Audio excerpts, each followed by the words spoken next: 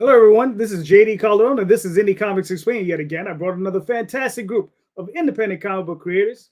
So, without further ado, but before we even get to that guy, please hit like, hit subscribe, share out the video, let everybody know we're here. And don't forget, currently on Kickstarter, Magi's Grace. Go check it out. Links in the show notes. Let me bring on this guy right here. What is up, Streamland? I am JD Rosario, the syllable slinger from Unstoppable Comics, hanging out with a bunch of creators tonight who have been putting their money where their mouth is and making comic books for years. And I'm also hanging out with this guy over here who's been putting his mouth where the money is. Gotta do what you gotta do. You gotta do what you got. Gotta make that campaign fun, baby.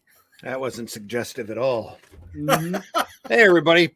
Randy Zimmerman, Arrow Comics. Happy to be here. Indy Comics Network. All right, cool. Producer of much stuff. So Mucho stuff. Mucho stuff. Yeah, man.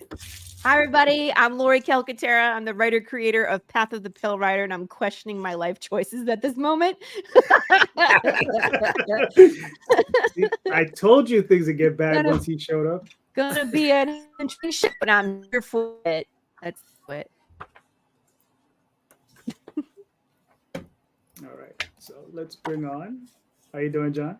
I'm John Celestri. I'm a 50-year comic book and animation professional. I've been, I guess the best thing I've been known for is animating the first appearance of Boba Fett in the Star Wars Holiday Special. I've done Batman, He-Man, She-Ra, Dragon's Lair, Space Ace, Rock and Rule. Worked for if it was done in the 70s and 80s, I was there. So anyway, and I do my own comic books now, and I'm still going. All right, there you go. You did Hulk Hogan's Rock and love Wrestling you. too? Pardon? No. This is better than Hulk Hogan's. This is Rock and Rule. Oh, okay. Yeah, seriously, much better. Jeez. You Jack, need to look that up on you. YouTube if you haven't, if you don't know what that is. No. You'll be impressed.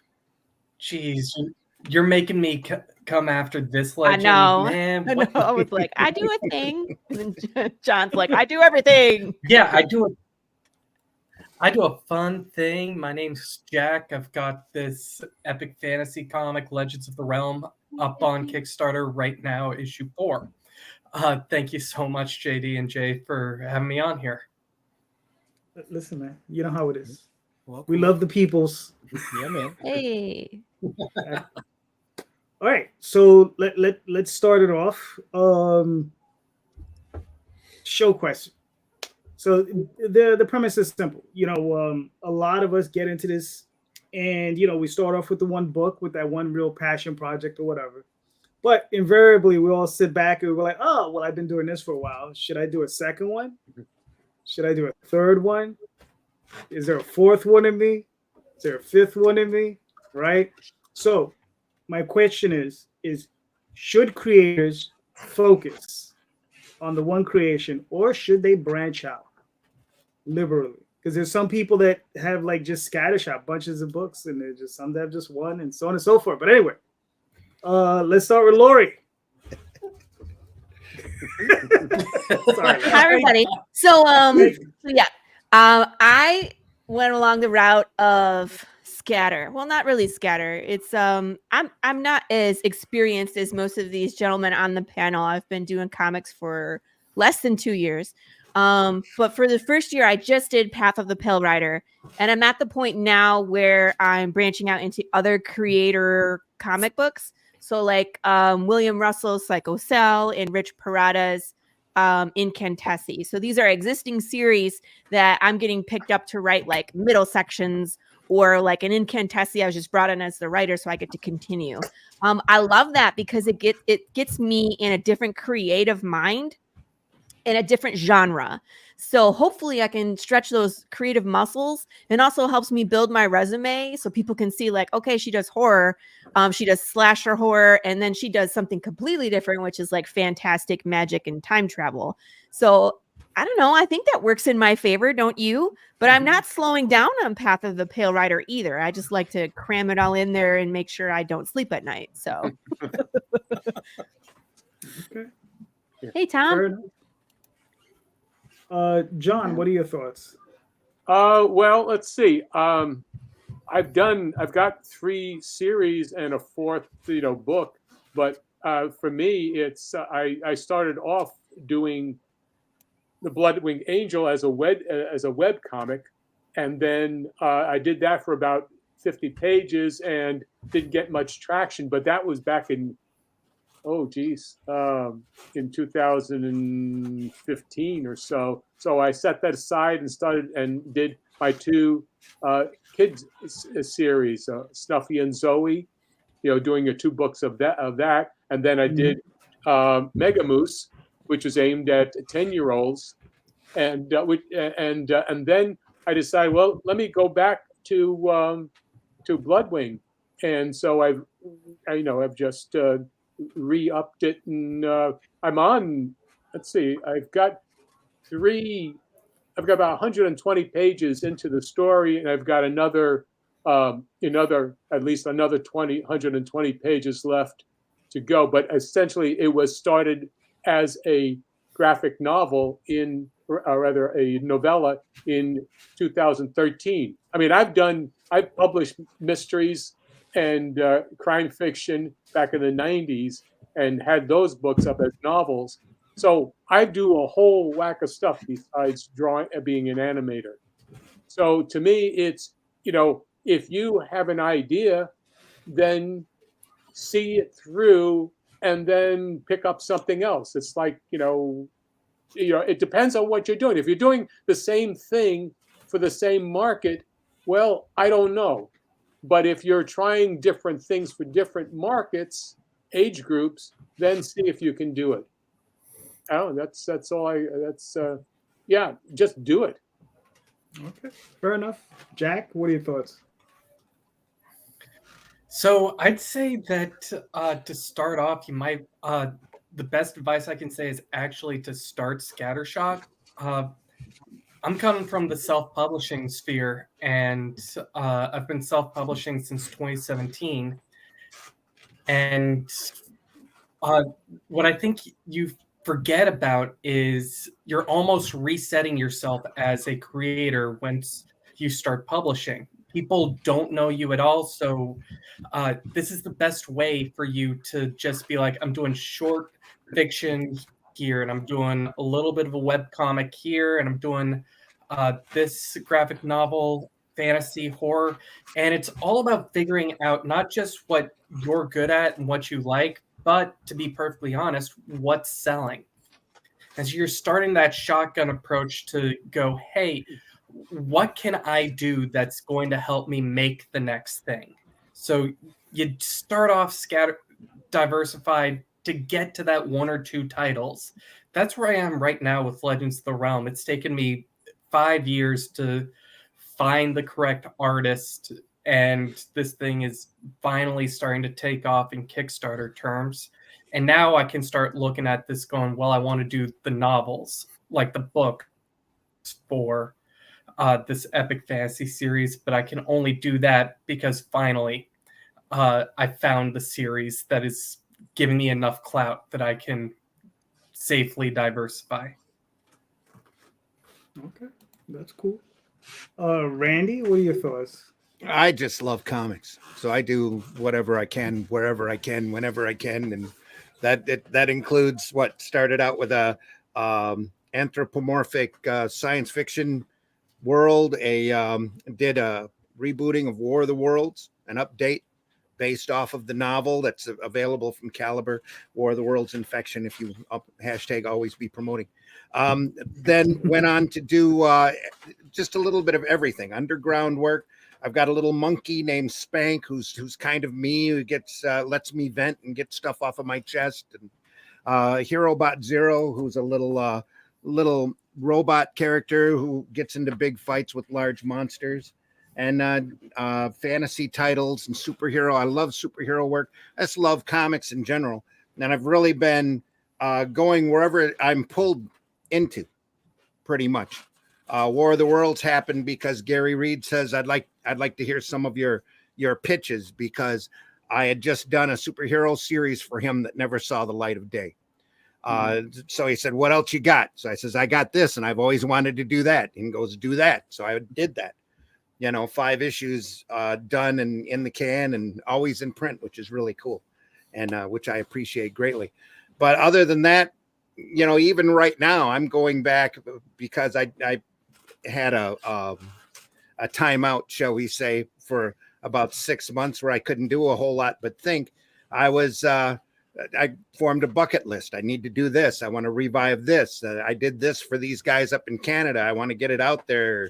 Did this in black and white, so I want to do it in color and get it out there. I'm going to collect all of the stuff that I did originally for the anthropomorphic book, the Tales from the Aniverse. I want to do more stories in that, because looking it back over, there's stories I wanted to tell with characters that are in that realm, but different stories for different reasons. It's not the idea of just kicking out a new IP and just throwing it out there in the ether and seeing how it goes. I want to tell this kind of story.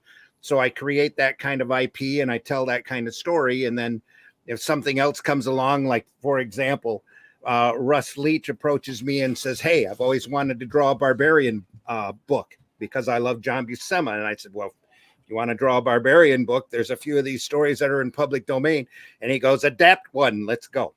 So that's what we did. And Russ is currently doing probably the best work I've ever seen from him. It's just insane. It's looking good. Insanely pretty. Man. Just gorgeous stuff. And you go and you're researching comics. That's why I love to podcast, talking comics, showing off comics from other people and masters of this art form. I'm just really into this art form, and I like doing anything that I can in any direction that'll allow me to do it. So, who knows? I've got a bucket list now since I got back up and around, and there's just little boxes that I'm checking off as I go along. So that's what it is. It is what it is. All right, Mr. Rosario. Yeah, I'm gonna say yes to yes, right? Because yeah, right, yeah, okay. Trades 4-issue, right? A 3-issue trade, okay. A 4-issue trade, right? A 4-issue trade. With that though, I want to remind everyone what your parents always told you when you sat down for dinner.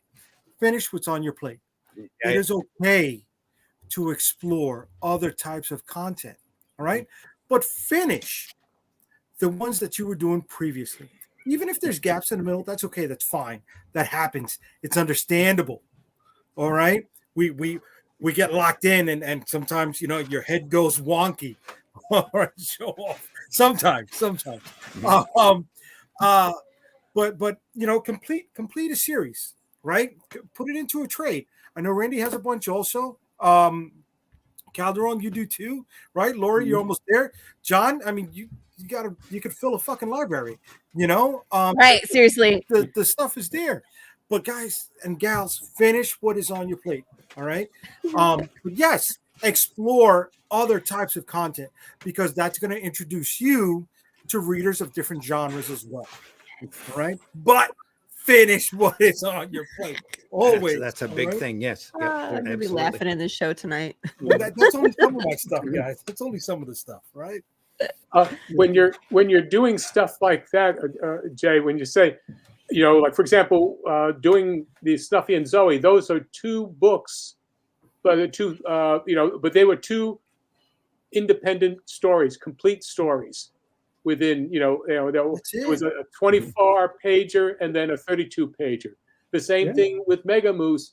That was one off. There were 2 complete stories in there. So those are they're experiments. Can you do a beginning, middle, and end? Yes. Can you complete Yes. your story? Yes. And those were the thing. To me, if you can't do that, if you can't do a simple 6-pager, forget even doing anything else. God bless you for saying a 6-pager is simple, because a 6-pager breaks my neck. All right, man. try to put a 3-act structure into a 6-pager. Yeah. 2 and 2. You Well, know, It doesn't have to be look at the 2, 2, and 2. spirit. Look at the spirit. You don't have to have just 6 panels in a book. You know, look at that. I mean, you know, a 7-page story with a with a splash page, an opening splash page. You can have 9 panels. You don't have to be equal.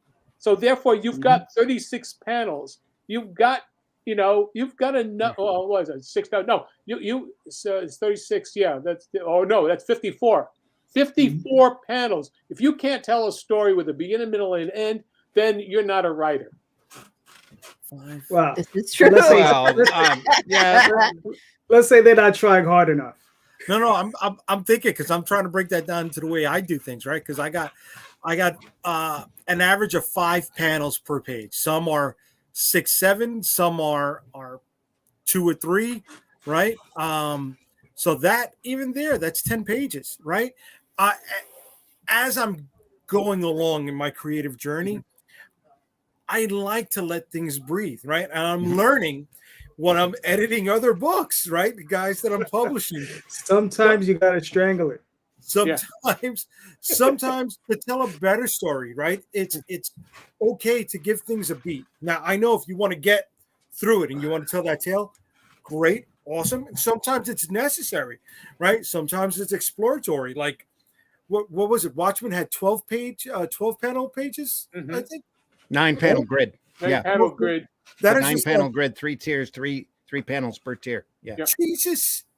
Yeah. You know, Matt Wagner did a story with, I think it was 9 panels across, 18 panels down. I mean, it was insane to look at. you know, and that's great. But at the end of the day, right, you're telling your story, but are you giving the consumer, the reader of your book, a headache in trying to figure out, okay, or are you making it easier for them to come back? Now, I'm not trying to knock anybody, right? Well, again, it's just. Well, do you think Matt Wagner goofed it up?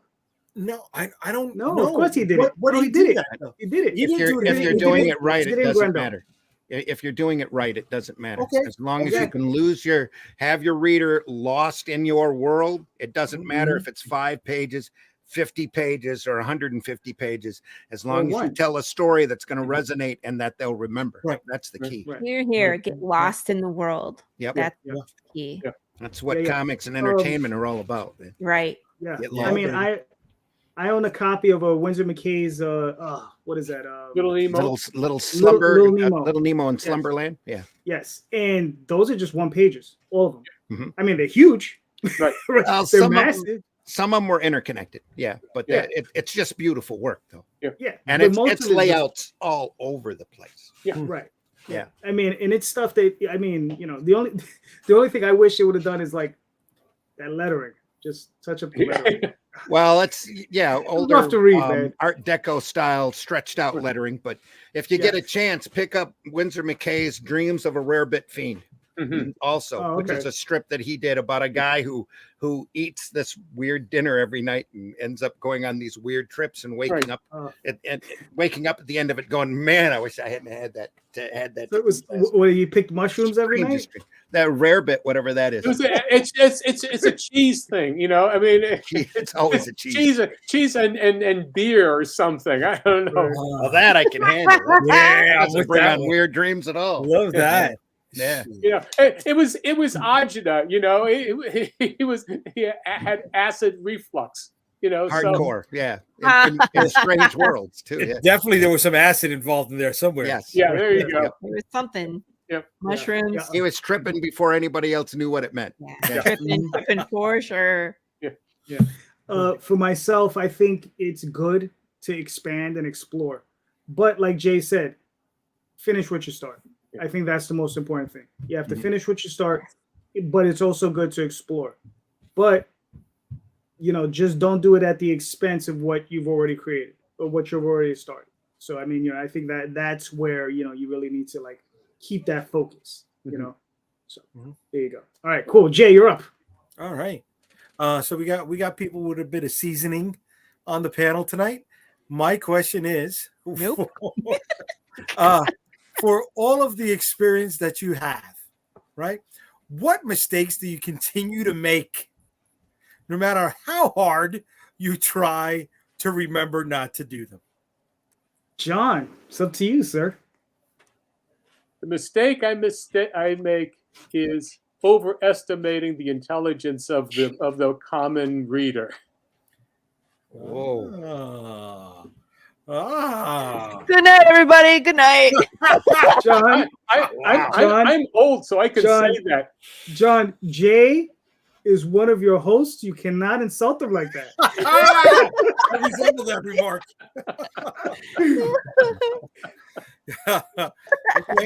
Okay. Yeah, sometimes you make references and you do things that that go over people's heads. They just don't understand what you're doing. So therefore, you either are doing a book for yourself that you hope will eventually be discovered, and do it because it's a passion thing. Okay, it's either it's a passion book or it's a commercial book. And it really depends on what you want to do with your stage of your career. I'm past the commercial part because I've done it. This is if you have your a vision that you want to say, then you do it. And then remember that it's going to be a small you may have a one table restaurant that you may not be able to fill more than once a month, but that it really depends on what's in your vision and what is it that you want to do. Fair enough. Jack, what are your thoughts? Mistakes I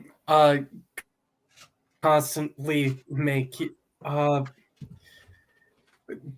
Being too ponderous, which I think we're getting back to. It's a big writer problem. Sometimes just get to the point.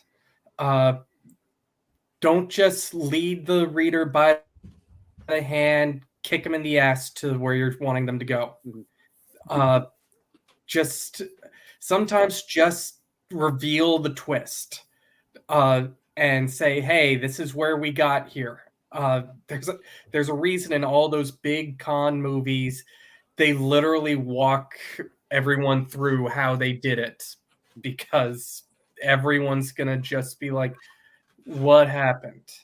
And you do that in writing. Sometimes you're like, can I give this huge soliloquy on the human condition right now?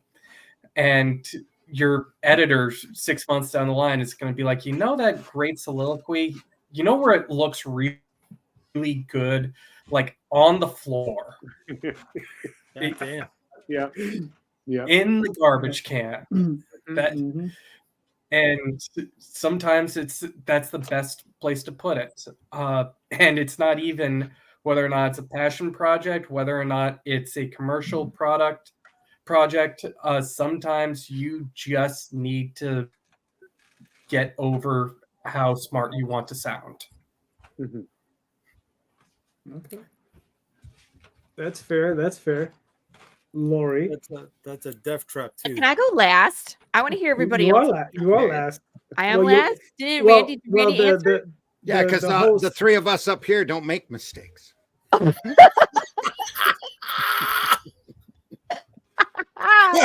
Randy. Well, here's the thing. Like, I'm still pretty new in the game when it comes to creating comics. So things that I can look back at and understand that they were mistakes, I don't know yet. But I think like what the two gentlemen said before me, I think that also resonates with me, because I love to put in like innuendo and foreshadowing and symbology and all this stuff into the comic that completely gets missed. So I'm hoping that someday later on, people will be able to look back. And when we get to the big reveal, right? Because my series is 12 issues. We get to the big reveal about issue 10. And when that all settles in on the people, I hope they go back and reread. That's my hope.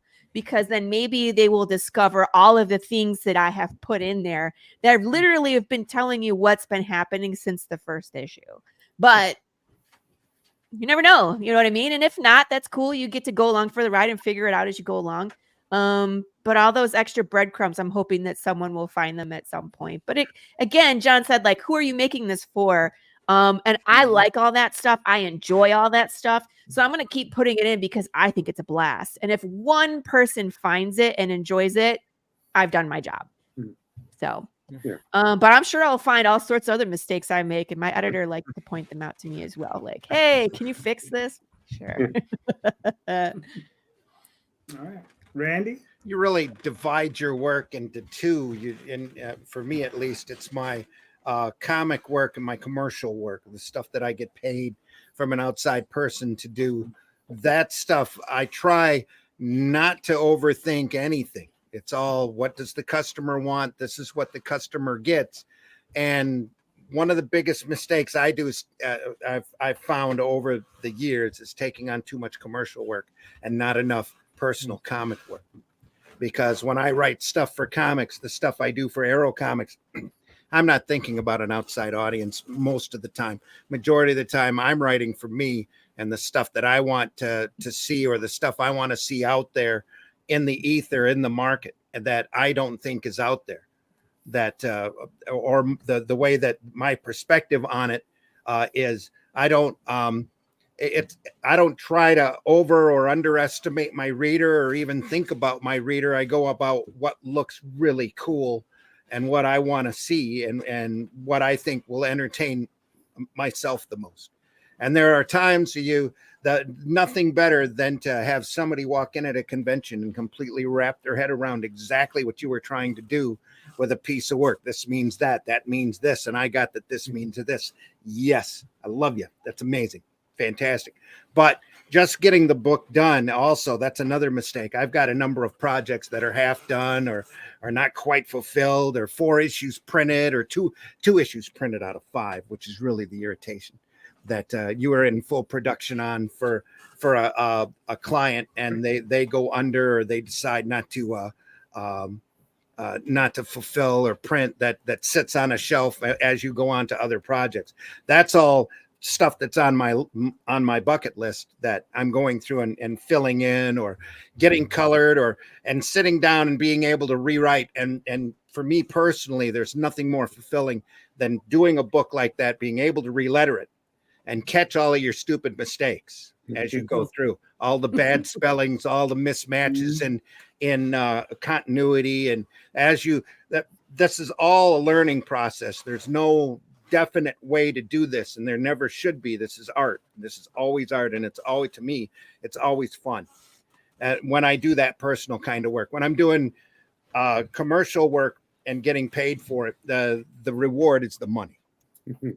You know, and you have to look at it that way, because I found whenever I try to get creative in that arena and go, oh, this would be really cool, it's exactly the opposite of what the client wants. You know, and if that's overthinking the ability of my audience, that might be what it is. But I try not to even go in that direction, and I'm trying to make it a point to take on hopefully less commercial work than actual comic work that's more personal to me.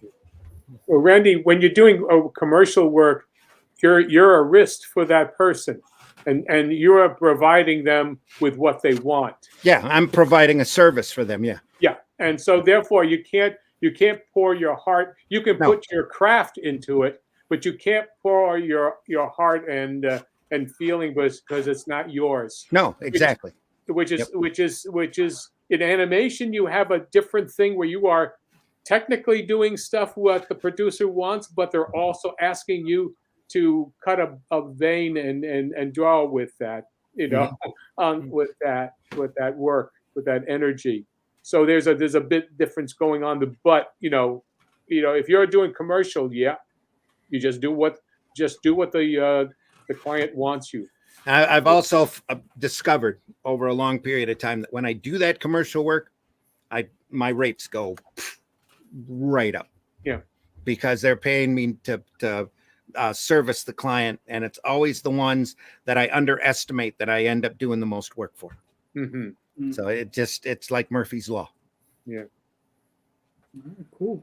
For myself, I think it's when I translate stories from prose to comics, right? Which I've done on a number of occasions. The one thing I've been discovering, I have discovered, and I've been learning to deal with it, is that when I write prose, or just prose in general, I tend to be a little bit more liberal on what I put on the page, right? So I have more space to write. Like I can really get into a character's head. I can really have these oddball discussions that might only take a paragraph or a page or two. But when you're translating that into a comic, that real estate is kind of expensive to translate that too. So sometimes you may have to cut those things out. And even though they're precious to you, right? I have learned to, as they say, murder those darlings, right? You just chop those out. You just got to get rid of them. Yeah. And because the thing is in the end, if it's not in the service of the story, right, you just don't need it in there, right? So sometimes you can put stuff in a prose story where, it'll take up a page, maybe two at most. And then, you can get it in there and there'll be some background information or something. And it's okay because it's going to be a quick read for the reader. But when you translate that to a comic book, that might translate, those 2 pages might translate to 10 or 12 pages. And, that's, for me to write them, that's, maybe an hour of my time, and then the edit or whatever, and that's me doing it. For me to pay an artist, that's, that could be upwards of $1,200 to $1,500, right. And it's just like, okay, yeah, maybe I can live without that scene. Right. So you got to get rid of that one. So I'm always going back through and cutting out dialogue every issue that goes through. Cause you can, like you said, be verbose when you're on just, script or prose. But when you see the art and you're like, well, I don't need to say that because the picture's already saying it. So you can cut it back a lot. Plus you don't want to cover that art. Yeah. I feel like I'm doing that every issue as well. So that's a thing. If you can, I don't know, I always start with story beats, and I write before I do any dialogue whatsoever. I'm saying, what's the purpose of this page? What's going on here? And I'll just write to that, and there'll be just some descriptions. But you know what? If you're doing dialogue, you can always use this as your guide. And you can put anything interesting. Just keep on writing. Pull it up. And just let that stuff go on. Just use that stuff. And then that 15 panels that always work. And they're all from different angles. And so therefore you could be as verbose as you want, as long as you've got your pocket. Your wallet is good. Yeah. Interesting. There you go. Laurie might not be familiar with that. That's Wally Woods. What is it? Is no, it this 15? Is Wally Woods 22 panels 22. That always work. Yeah. Gotcha. Well, I don't draw my comics, so there's no way I would be familiar with that. Oh, okay. Laurie, take a pencil and paper and Post-it notes and start to doodle with just little notes and little thumbnails. So that you have an understanding of what you're asking the writer the artist to do. Yeah. Gotcha. So it is a good exercise. Yeah. I was tortured by one artist a long time ago, and he challenged me to it, and he tortured me, and I was just like, son of a bitch, and I sat down. He was like, if you don't send this to me, I'm not doing it. Really? Right. And I was just like, all right, but never again. This is why I pay. Back then, I'll pay you to do this. He was my partner. No, he was my partner. So we were 50-50 partner. I wasn't paying him cash. He would get paid on the back end. Now I pay everyone. So I'm like, no, you just handle that. You want a check? You want I was my like, money? I pay my artist to do these things. I pay you. His job. He's the professional. Besides, he comes up with way better ideas than I do. Yes. So I get it. But you should look up that sheet because it is very, very interesting. All the stuff Wally Wood put up about what is it called? Technique and craft. Wally Wood's 22 panel. What was it? That always work? That always work. Yeah. You can probably pull it up on Google or Bing, and it'll pop right up. It'll pop up. Yeah. That's. I know one artist that's got it tattooed on himself, so he never forgets it. All 22 panels. Yeah. Nice. Hollywood's 22 panels that always work. Yep. See, I told you, this is why I come on the show, because you guys have the best guests, and I feel lucky to be in the room and I get to pick everybody's brains. Another book I can't recommend enough is Eisner's Comics and Sequential Art, especially if you're able to read at a college level. It's very much a textbook on how to do sequential art. And he breaks down a couple of his spirit section stories and explains why he did what he did. And it's just, I consider it to be essential. I still look through that book every couple of years or so and still pull out stuff from it to do. Randy, what's the title one more time? Eisner's Comics and Sequential Art by Will Eisner. Thank you. Eisner's done a number of great instructional books, but the Comics and Sequential Art book is the first one that he did, and it really explains how sequential art breaks down into beats and why he did. Because you're never going to learn better than from a true master of this art form. And here's the guy who's pounded out 7 pages every week for a syndicated strip that he did. That has 1, 2, 3 characters, trims everything down to simplicity. And then after a while, the stories he tells are so classic. You still see people today almost mimicking the exact same formula, the exact same stories, because you'll never fail to entertain somebody when you use them. Yeah. He was using O. Henry as a much. guide. Yes. Yep. I'm sure my artist already does all these things, but the great thing is I can learn it so I can understand what he's doing and what techniques that he's employing, and that will help our project. So anytime I can educate myself about his process and understand more about what he's doing, it's a win. Also, you can see what he's not doing. Yes, that too. I'd be like, "Oh, you did this? Ooh, risky choice here, sir." Jay, or hey, that's kind of a cheap out. Why don't you throw some backgrounds in? Yeah, where's my background? Sorry, Jay, your question. What's your answer? What was the question? It was your question. Listen, you know what? I was gonna say one thing, but the second John pulled up that page, I'm like, well, always setting myself up to have egg thrown on my face. That's the biggest mistake I make. But no, I want to touch on what something Daphne said earlier, and that was always overestimating, not underestimating, overestimating my capabilities and not scheduling properly. Right. So I always think I can get a certain amount of work done in a certain amount of time. And going back into a little bit of what Randy was saying, the artist in me takes over, right? The creator in me takes over. Yep. And I tend to linger on certain things that should just be like, okay, listen, X, Y, and Z, and we move on. And I feel it takes me 12 to 15 hours to letter a book, and I'm at the same time I'm lettering, I'm re-editing, pages, and I take too long to get through that, especially if it's your own script. Man, like lettering is the final edit on the script, right? Man, just scheduling more than anything is my biggest problem. And I got a board, and I still don't follow that shit.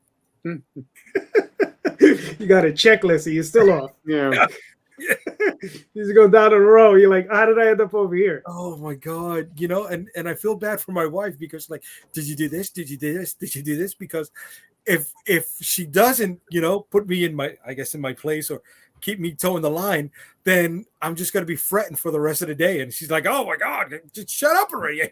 You should have done what you said you were going to do. There you go. You can never accurately estimate when that job's going to get done. I mean, you can, for like commercial clients and that, it's like, I'll have it to you by Wednesday, and then you try your best to have it done by Monday, and then you usually have it done by Thursday. Right. I always estimate something, and then I tack on 50% because life gets in the way. Like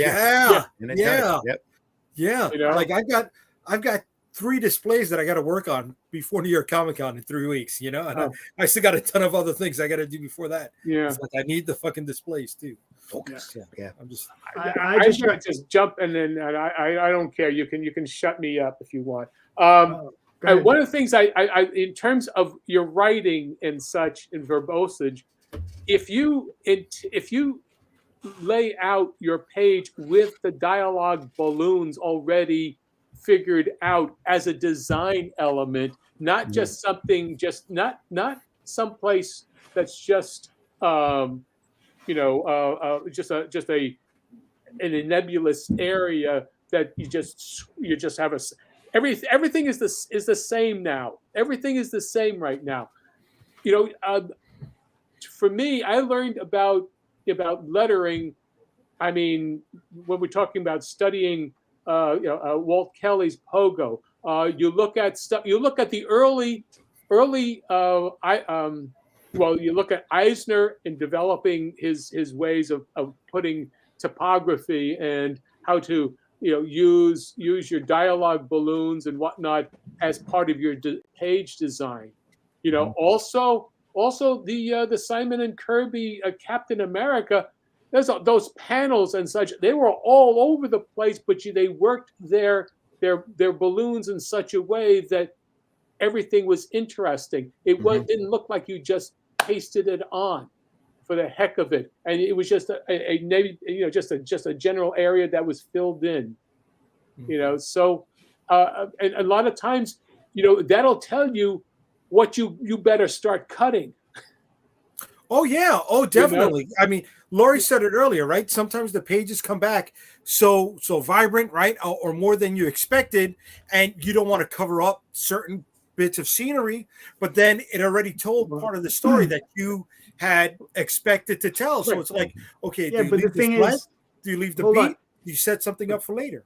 But the thing is what John is saying is that if your artist had done his job correctly, they would have put in the dialogue balloons first. Yes. And then laid everything out around it. I actually have an artist that does that for me, and I'm lettering the book, and I'm like, wait a second, he already did this for me. So I go back and I look at what he did in his layouts, and I'm like, oh, okay, that's where he wants this place, or this is where this should be placed. And then I'll make judgments. I'll sometimes move it around. I get it. Yeah, I get it. because what happens is that when I see that I don't have enough space, I start cutting my dialogue, or or whatever it is that like I'll use. In the old style with Michael, Michael has a mental discussion. There's always a back and forth, a talking to the reader. This is all part of the conversation that Michael is having with the reader also about what they were. So therefore, I'll start cutting and saying, okay, I don't have it, or I have enough room to explain something, or I've got to do something here to keep it within, the 5th to 8th grade reading level. I mean, basically, that's what newspapers used to be, was a 5th to 8th grade reading level. Right. And as long as you have that, then you're just doing clarity, which is basically what you have. Now you can become very, very pompous in your dialogue, but you're going to start losing your viewer because they're, a reader is usually there to read the pictures. Yes. And that's all part of it. Otherwise, they just read a book. Yeah, not to sound too cynical, but a 5th to 8th grade reading level back in the 30s and 40s is now pretty close to freshman college. So yeah, okay, but I'm still sure I still do that. Basically that that's the writing. Yeah. As I said, yeah. I'm not overestimating their intelligence. I'm just saying this is what it is, and come up or come down to this level here. But there's a mean somewhere. But but it's all design work so that the words don't get in the way of the pictures, and one complements the other. I mean, with animation, what's the sense of having a scene if it's just going to be dialogue and just everything's the same? You're just sitting there. Do something with it. Business is business, so you learn how to make use of something, and they're acting maybe against the dialogue, or maybe they're helping you expand the dialogue, but there's a purpose for that panel and that page.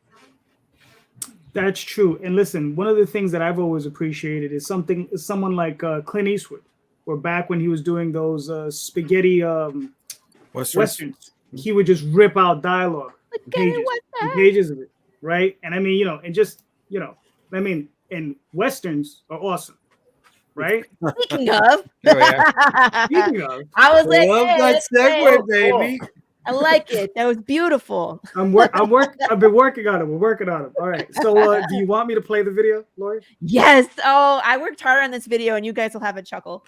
Mhm. Have fun. All right. We really have no idea.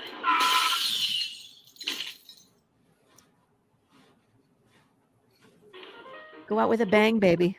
I'm Laurie Calcaterra. I am the writer-creator of the all-new Western Apocalypse comic book series, Path of the Pale Rider. What's this?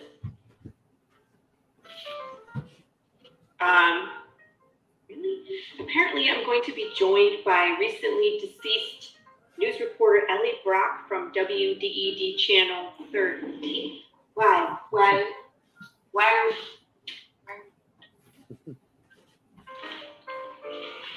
Hello, Ellie.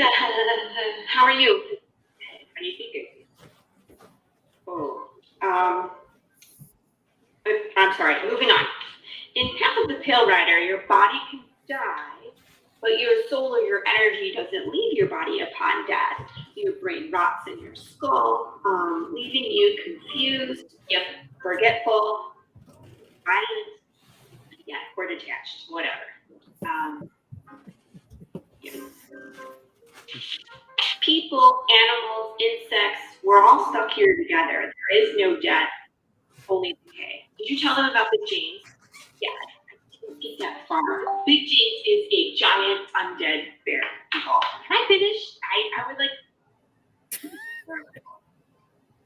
Leave your eye alone.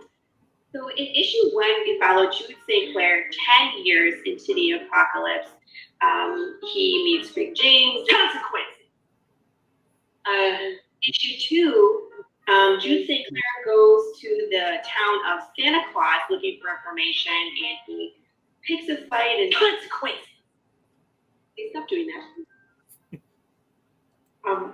Issue 3, we jump all the way back in time to the beginning, the day that Death went missing, and consequences. Yeah. I mean, I guess you could say that. It's just that I can't really show you too much of issue number 4 without spoilers, because we're still dealing with what happened at the end of the last issue. What? You killed Jude? Really, I didn't say that.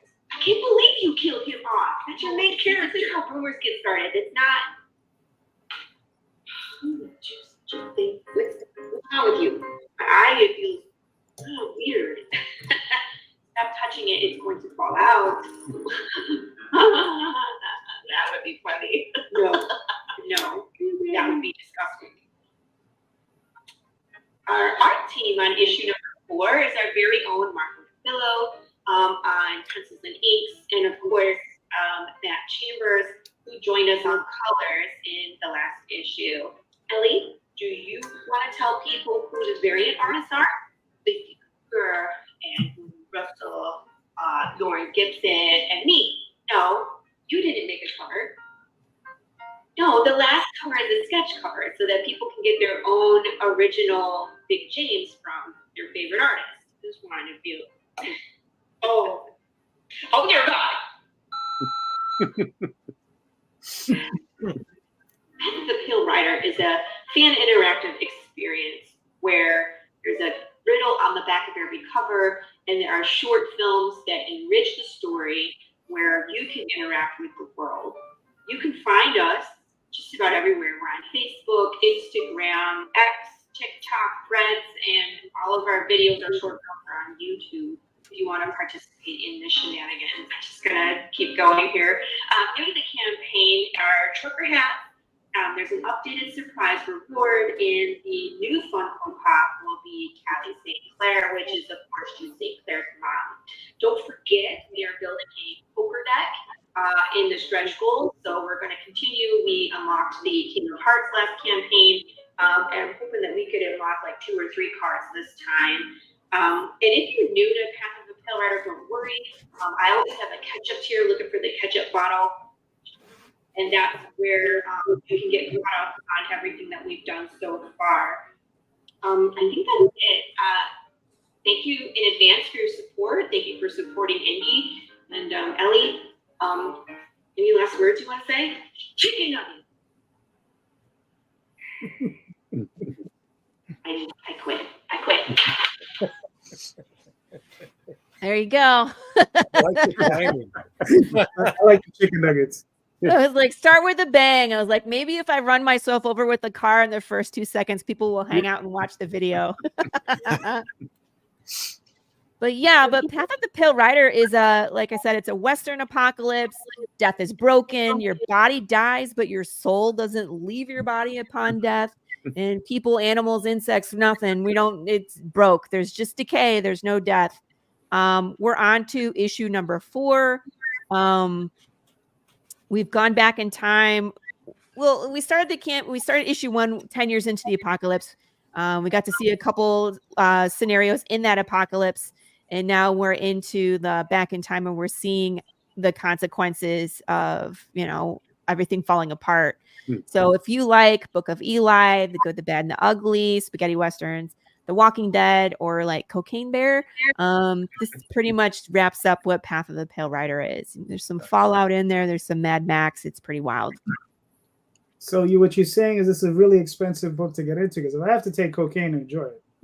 Well, the drugs are not required. But they we do not condone the usage of illicit substances. we do not, but they help. Yeah, that's totally up to you. There's just our update section. We unlocked a stretch goal already, which was the 50 backer poker card. Hopefully we can unlock a couple more of those. Yep, I have some prints available. We did a new banner for this campaign, and oh yeah, that's the blooper reel. It's funny. If you want to see Ellie fall down a lot, there you go. Nice. Yeah. Here's some variant covers we have. This is the Lacey Kruger. Everybody calls it the Peach Momoko homage cover. Beautiful. Lauren Gibson. That'll wake you up in the morning. Oh, yeah. It's just like a tongue-in-cheek look at, the undead and how they have to continue. And then, of course, we have our very much Western cover from William Russell. It's like reminiscent of the Wanted posters from the past. So we got Jude Sinclair and our most famous character is the one that's least likely to be your friend, which is Big James, the undead bear, and he loves to eat people and kick him off his road. So it's a bad day if you meet that bear. And of course, we have sketch covers as well. I have some GIFs and some recaps if you want to look at some of the art, and the kind of recap for each issue is there. I did GIFs this time instead of having to scroll for 17 miles on the Kickstarter page, right? Because who wants to scroll for 17 hours to get to the good stuff? So it just plays automatically, which is good too. It's like you don't have to think about it. It's just already there. Here's issue number 2. Welcome to Santa Claus. He goes to the town of Santa Claus in Arizona. They're not nice people, and consequences. Issue 3 is when we jump back in time and you get to see the fall. So we start on the day that Death went missing. It falls apart pretty quick, between the food problems, the undead becoming ever more chaotic and dangerous, and how the government reacts to it, how people react to it.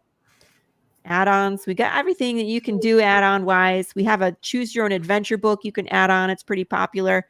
It's like 99% guaranteed gruesome death. Have fun with that. So just some close-ups at some of the things that, they give you an option to put pictures on the Kickstarter, but when you're trying to look at a little closer, I always try to stick them on the story part so you can see. So we have 2 opposing t-shirts you can choose. So if you're a living exclusionist. So no pulse, no rights equals I don't want the undead in my community. Get them out of here. And then, of course, if you're an undead sympathizer, dead outside, still human inside. So those are the two opposing sides that we're going to see a lot more zombies in this issue. Here's the poker card stretch goal. That's the last card that we unlocked last campaign. Everybody got that on the physical level. We unlocked this one, and then I'm hoping we can get to a couple more. We will get at least one more. We usually get over 100 backers. I don't know if we'll get to 150. We got to push. So come along. Help us get to that 150 backer mark. But that's what the back of the deck looks like, which is pretty cool. And then, of course, our dollar amount stretch goals. I love doing these PDF bundles. Have you seen? It's 15 PDFs, and I love Indy. Our community is so great. I had so many people just coming out of the woodwork. Like, you know, you put out a post that's like, hey, who wants to participate in the Indy bundle? And I had a ton of people, new people, come out this time. They were like, I would love it if, you know, my book could be part of Path of the Pale Rider. Some people were offering up their whole series. And I was like, no.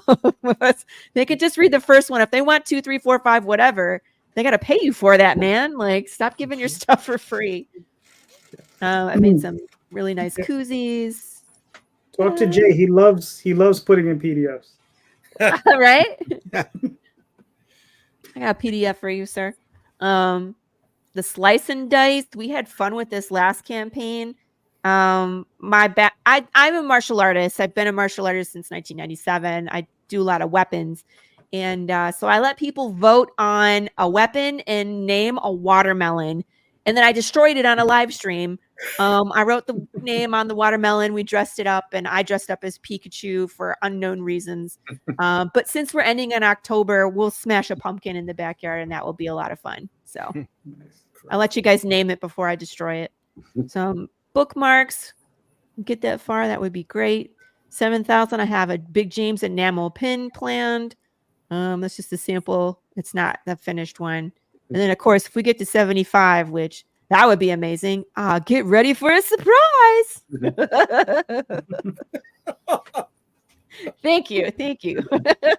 Nice. Here's this section is really cool. If you're new to Path and the Pale Rider, we do fan experiences. So the back of every issue is a riddle to solve.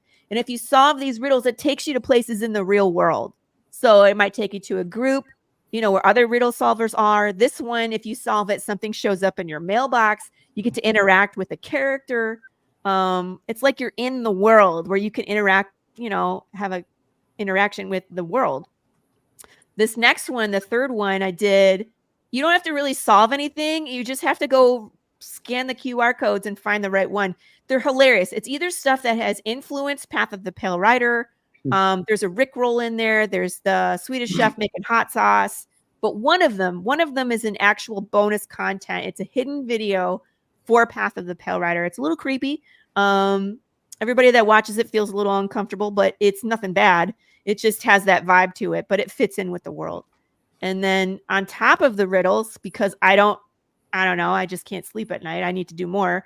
I do short films. So I came from production before I was in comics. So I wanted to continue that where we can explore more of the world that you're not going to see in the comic. We have to follow Jude St. Clair's path, right? So these are fan interactive as well. People send me video or they send me still frames and I can work them into there as well. So we have like a commercial for an undead retirement community, news reporter, Ellie Brock, interviewing people about their conspiracy theories about what they think broke death. And then gets run over by a car. And then in this one, it's a horror. It's like a jump horror, psychological kind of horror, but it's called Call to Action. Lady's having a dinner party. Everybody's calling her to cancel it. And then something happens. Some other call to action happens. And a lot of people end up being killed off. But again, it's Path of the Pale Rider, so they all come back. So if it's fun for you, go watch them. Go check them out. We're working on short film number 4 right now. I have zombified like 25 people for that. It's going to be fun. There's nice. Me. Feel free to read that. I'm not going to. Marco DeFillo. He's our head of art department. Matt Chambers, who joined us on colors last issue, so we can pick up some speed. I'm excited for that. And then Rachel, my editor, making her debut because she wouldn't show her face until now. So I love her. She's great. Here's our budget needs, everything pretty much, you need to know about that. There's my fat bear, no AI symbol. I didn't make it. It was just an AI thing. And I used it on a social media post and people lost their minds because it was AI. So I was like, it fits. We'll slap the no AI on it and put it in the campaign. Obviously, we don't use any AI. Everything is artist related. And then I have a section for promoting other indies. So if you're indie and you're live right now, let me know. I'd love to throw you up on the page and let people find you. There's some good stuff on there. And it's always getting bigger. So good stuff. I got a ton of rewards. We got metal covers. We got all sorts of variants. I have a secret reward, trucker hats. I have collector patches, which are, and I don't mean like you collect the patches. I mean like I have a police force that will come collect the undead, like a secret police. And that's the patch they wear on their arm. So those are available. We got all sorts of stuff. It's a fun ride. We have a ton of fun. It's dark, it's meaningful, but then we kill watermelons. You know what I mean? So we try to keep it, we walk that fine line of being silly, but also, being dark. So we never feel too bad about what we're reading, because sometimes it's pretty out there. It's dark. This next issue is pretty dark. So I apologize to anybody who gets it'll be fine. You'll be fine. Cool. Well, you've already funded. Yeah, we funded in 7 days. We're running a 28-day campaign. So we're gonna just keep going and unlock some stretch goals. We'll having some fun. Very nice, very nice. Awesome. Yeah, thank you everybody for looking at Path of the Pale Rider. I appreciate that. Cool. Let's see who's up next.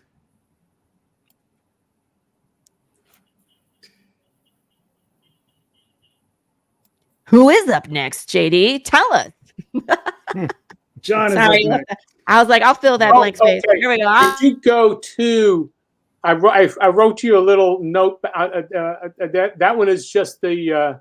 I'm just launching. Yeah, I'm still on previews, but I've got this is just the pre-launch page. But I sent you the preview page that'll actually run a video, right at the bottom of the for the private chat. Hold on. Now I'm hitting the wrong damn button. Give me a sec. Give me a second. This is why I need a producer. Hey, send me admin. I'll produce for you. You're gonna need to. I know. You're gonna need to. He pays $3.99 an hour, so if you can, price for you. It's more I get paid usually. Great. No, that's not that one, but that's Okay, that's the Boba Fett stuff. Oh, The God. next one. How many links did you Go send? away, just go down to private chat. It says, there's just behind, just below that, where it just says Kickstarter Comics, John Celestri, Fire Fist Angel, Book 2, Pit of Doom, Edit Preview. Yeah, I saw it, John. Okay. And of course, it didn't pull up. It's the last link you sent me, right? Yeah. This last link. No, it's just coming up as Kickstarter. Send it again. Okay. Yeah, well, then skip me to somebody else. Yeah, because it's just sending me to the other site. All right, John. You'll be last, sir. You'll be last. Yeah, okay. Send me another link. Will do.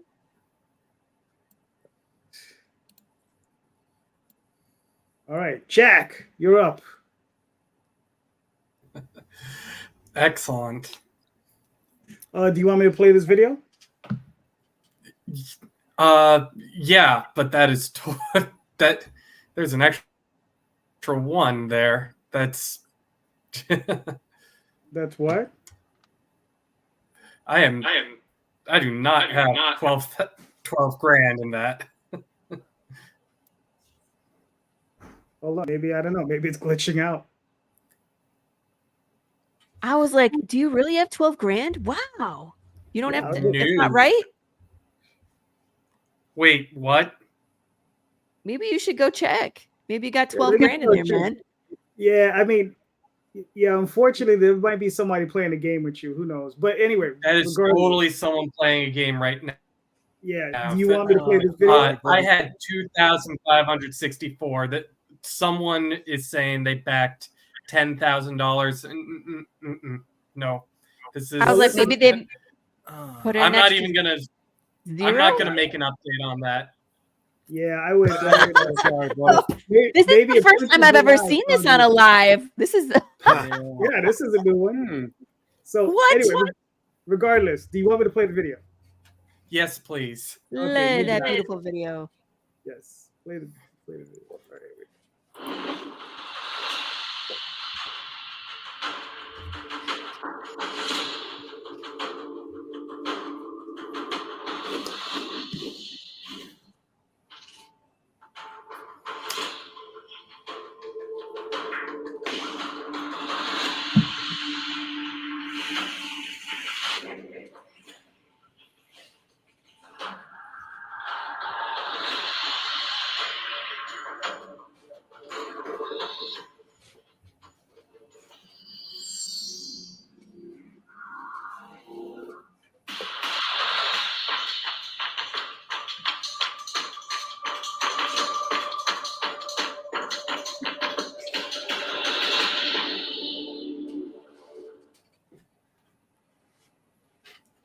All right, hold on. I'm gonna refresh this one more time. No, it still says it, but I checked it out myself. Okay. Yeah, I've looked at it. Someone has backed at $10,000. So, Hey, listen, so listen. Is it If I someone could- you know? no. Okay, if I could, so if I could what just the- say something, if I could just say something real quick to that person who backed $10,000 on Jack's campaign, please go through with this.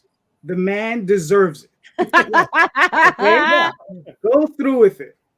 Yes. Don't be a Hey, silly goose and just back out, because my campaign has been going upwards. Like if I had all the people who backed out of my campaign, I'd be at like 4,500 right now. But I'm like, so this sort of thing kills me when people do this. But you never know. Maybe you got lucky. Maybe a rich Saudi prince found your page and they're like, hey, this is what I want. I feel bad because I was happy.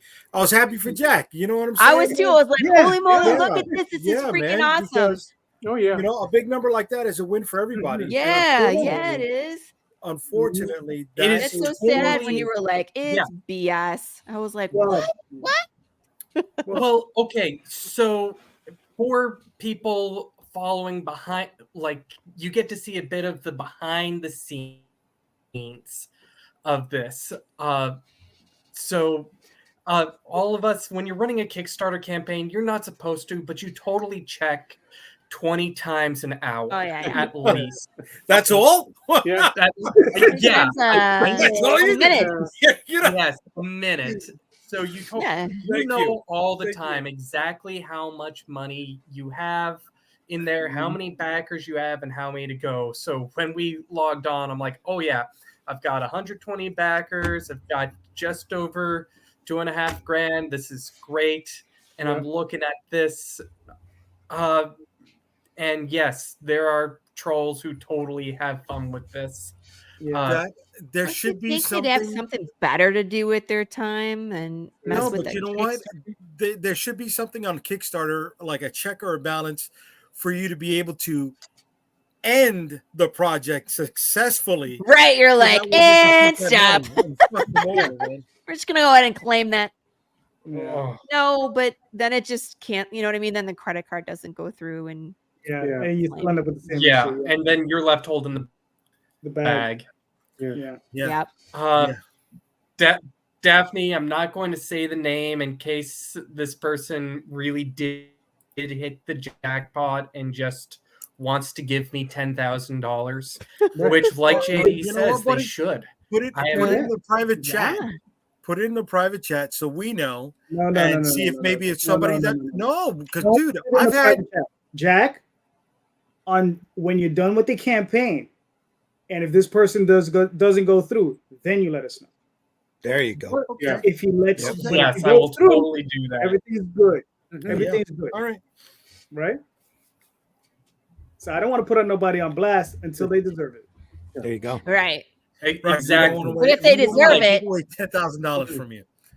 I'll send that Yes. driver after them that ran over Ellie. We'll send that same driver. There you go. They're great. They're great. So I'm sorry, Jack. Tell us about your Here's story. why. Yeah. Here's why the person totally legitimately paid 10 grand because of how fucking awesome my Right. comic is. There you are. That's how Yeah. you play that, baby. That's Exactly. how you do it. Go ahead. Let them know, Jack. So, Legends of the Realm, very much in that epic fantasy vein. So, if you love Lord of the Rings, Conan, Dragonlance, Dungeons and Dragons, this comic series is for you, where being a hero or a villain is based less on your actions, more on who's telling your story. So, in this first arc that we're doing, we very much did a monster of the week. Our protagonist, Camridian, is traveling the kingdom he's just been appointed court mage of, looking for new ways to help his adopted home. And in this issue, he's going to the frozen Northlands, a fishing town named Bluevom, where the raiders of the Risen Mast have invaded. And Camridian has to deal with war, pirates, and a mysterious fiery sorceress named Frangilla. And an attempt to save this village and maybe even the entire kingdom, if he can. Camridian is the character that I...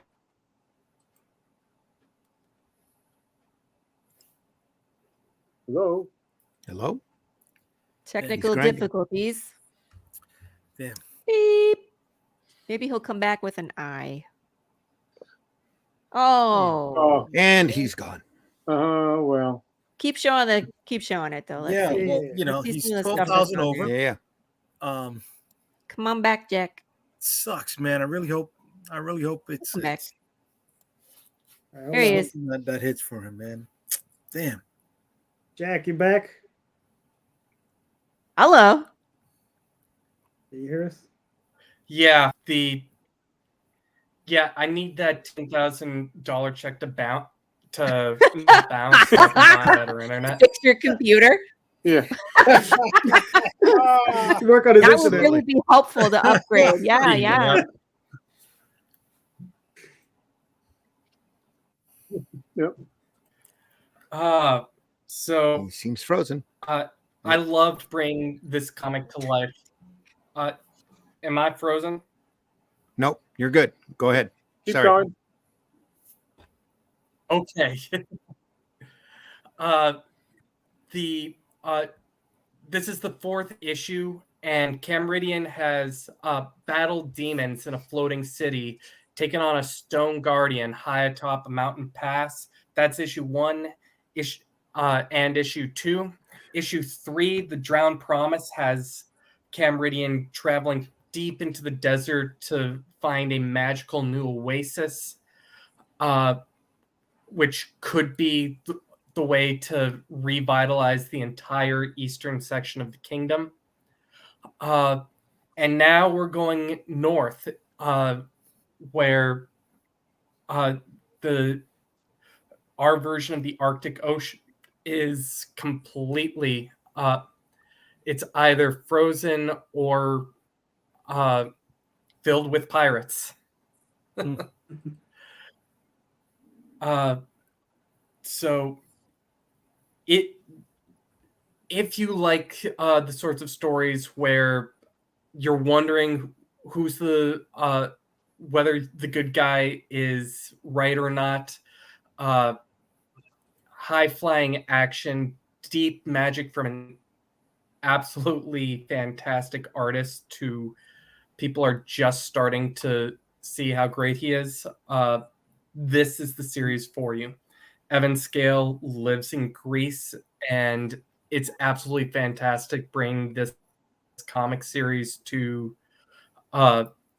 conventions and people going, so what Marvel books has he worked on yet? And I'm like, nothing. No one knows about him yet. Nice. I got a quick question about the left-hand column. Is that new? That's a menu bar? Yeah. Yes. They When- just added that Yeah, like the a week menu ago? bar came out Wow. Okay. Yeah, because I just Yeah, ended my a campaign week or two ago. almost 2 weeks ago. 2 weeks ago, mine was finalized. So that's cool that you're able to take advantage of that. It helps people navigate your story a little bit more. Easier, excuse me. Exactly. Yeah. No, Kickstarter. I don't know. I is found loading stuff constantly onto the page a upgrading, little like- more difficult, but that's me. Hmm. Because I had stuff. and Never mind. I'll what you're shut up. getting to. Sorry. What you're seeing right here are some of the add-ons. I try to put up my entire indie library here. Nice. These are prose books from a post-apocalyptic fantasy universe that was my first scattershot. You've got stories days, weeks, centuries, millennia after the supposed end of the world, which I'm looking at Laurie with Path of the Pale Rider going, yep, post-apocalyptic fantasy and Western. Demon Riders is a fantasy Western set in a post-apocalyptic world. Nice. I smell a crossover. There we go. I'm hoping for book Very 2 next year.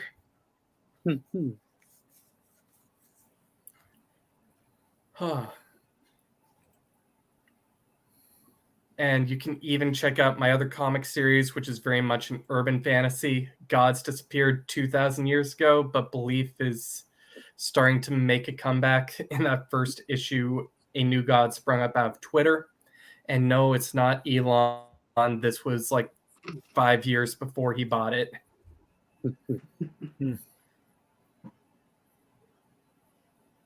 To the Interfaith Comics anthologies I ran, because when I say scattershot and eclectic, that's exactly what you're going to get with me. Cool. So even though it's funded, let's double fund it. Let's get it to, or Let's try for 24. triple fund it. That's how you do it, Jack. Go for the gold, Yeah. baby. That's it. Yes. Nice. So yeah, I mean, listen, I close out at 25. You know what I mean? Yeah. Reload it just in case. Yeah. Let's see if it changed. Like a nice, easy 25K. That'll really help us, and I'll invite people to a comic convention. Yeah. Yay. There you are. Mhm. Listen, at least you can say it happened on my show. Yeah. There you go. Yeah. Oh, it's First time on JD your show, doing it. JD. Oh, There you go. Listen, Listen, I That's don't not think funny. he has a $10,000 limit on any card, any single card that he has. wow, yeah, Maybe Daphne. No one making the money, baby. definitely. You know, but yeah, I mean, but Jack, you're 12,564, so you're doing great.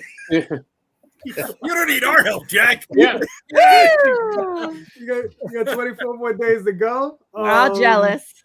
Listen, man. I mean, listen. I God bless. I really do hope this person is real. You know, we're joking about Me it, but too. you I'm never know. Yep. You never know. So, I mean, I've had some strange things happen to me with some fans who. It Been could very be an generous. international backer, and you messed up on the shipping charge, and you'd added an extra zero by accident, and they went for it regardless, Mm-hmm. right? Yeah, an extra 3 zeros. Yeah. Right. Yeah. You know, I mean, these things happen, I guess. John, where's that link? I could see it. I could see it in the private chat. I could see it here, for crying out loud. You know, all the way down do to you know the how to share it? No. Here's what for you, John. Do you know how to share it on your end so then I can just Yeah. pull it up? I'm like, there you go. Share it and I'll pull it up. Show's a Okay, hot hold on mess. second here. Just adds to the I didn't transparency. say it. I didn't say it. Hey man, we're having fun. Why not? Of course we are. Of course. And Jack, I apologize. I'm not trying to poke fun at you at all, buddy. It's the experience is just out there, man. And I do wish you the best with your campaign. I really hope it is a legit number, man. Would be No, nice. seriously. Yeah. Seriously. Yeah. Like I said, I've been blessed with some very good fans who've been very generous over the years. So I can't even say because all I can say is you never know. You never know. Yeah. You know. Okay. I can't do it because I'm not hooked into StreamYard right now. I'm on your thing. That's why. No, you should have the little present thing on the bottom. I do. Click But that. right now I just have share screen, and it's just Yeah, you have to hit If you share pull screen. the link up and have it open in a window, you'll be able to share yeah, it. I know. There's just a problem going on here. Huh. What's the link? Or what's it? Is it on Kickstarter? Look at can you see the private chat? Yeah. Yeah. Okay, all the way down where it says Jack, just above where Jack Holder is saying, "LOL, someone backed that 10K for Yeah. no reward." Yeah. Yeah. Okay, Yeah. right above that. There's no Right. link. There's no link. It goes to a Kickstarter login So page. it's a It goes to a Yeah. Kickstarter login page. That's what I keep getting. Yeah. blank page. That makes no sense. Yeah. See, I'm crazy. I'm not insane. You're not. Okay, well, What's it called on Kickstarter? Because I'll go pull it up and share it. well, wait, it's not live yet. Okay, Oh, so you have to just share go like the YouTube preview? page. It's a Oh, preview did page. you launch your pre-launch page? Yeah, he has a Yeah, pre-launch Yeah, page. there's Right, a but is pre-launch. it active? Is it if it's not activated? If the No, pre-launch I page have isn't the activated, pre-launch page is activated. yeah, Yeah. okay. Yeah, But But Go you know on how there, you don't can talk about send it, like okay? a preview of the actual page. That's what Yeah. he's trying to send. Yes. Is Right. like sharing is on. Send the link for Yeah. the preview. So John, I don't know. Open it up in a separate tab and then pull the tab down so that it's a separate page. Okay. Then when you do that, you hit present, right? You hit Okay, I'm gonna present, do this. go to here. share screen, and then you should do a pull down. All right. Oh, and here comes technical support to tell me what I'm doing wrong.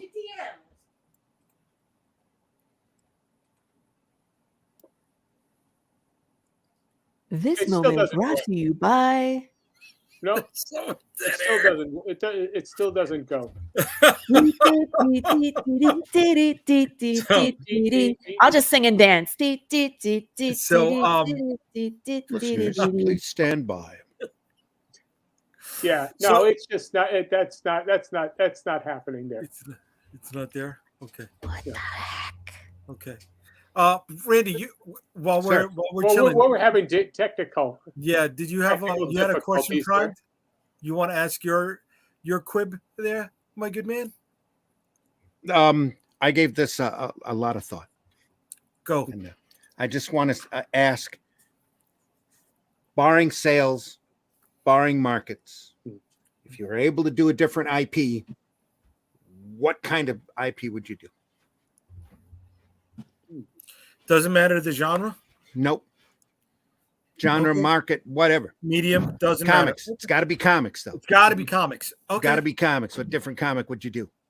Okay. Laurie was chopping at the bit. You want to go first there, Laurie? Unmute yourself. Yeah, I unmute was yourself. saying hello to Sebastian. I was going like this. Oh, okay. I was like, Okay, hello, sorry. Sebastian. But yeah, I could say like I like a bunch of genres. The only thing I really don't enjoy writing is romance. I would love to do like a spy action thriller. Would love to do that. But anyone in specific, I guess, is what Randy's looking for. Oh, you mean writing an existing property? Oh, no. What genre you would work in Oh, if you what could work genre? in any, Oh, yep. okay. Barring any kind of market or this will sell and that won't or that kind of thing. What would you do in comics? Mostly horror.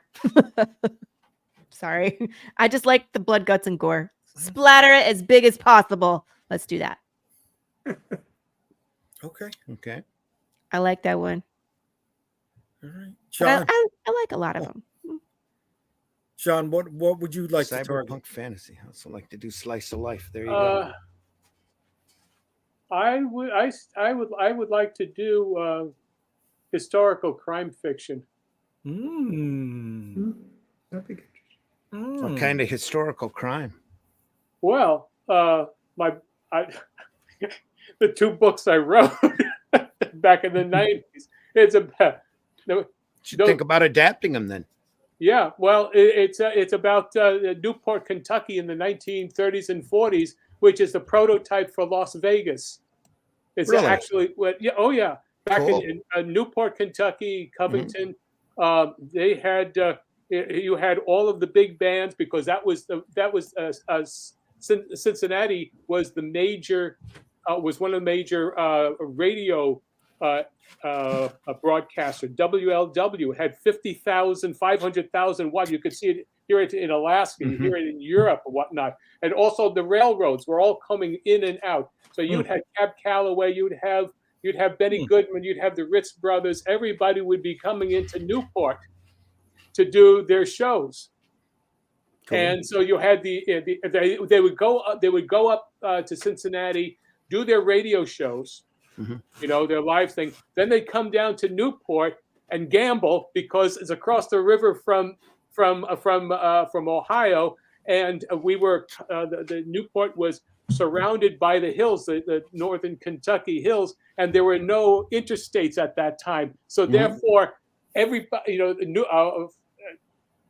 it was like a little Mexico. Like all roads led to Covington, huh? Pardon? It's like all roads led to Covington.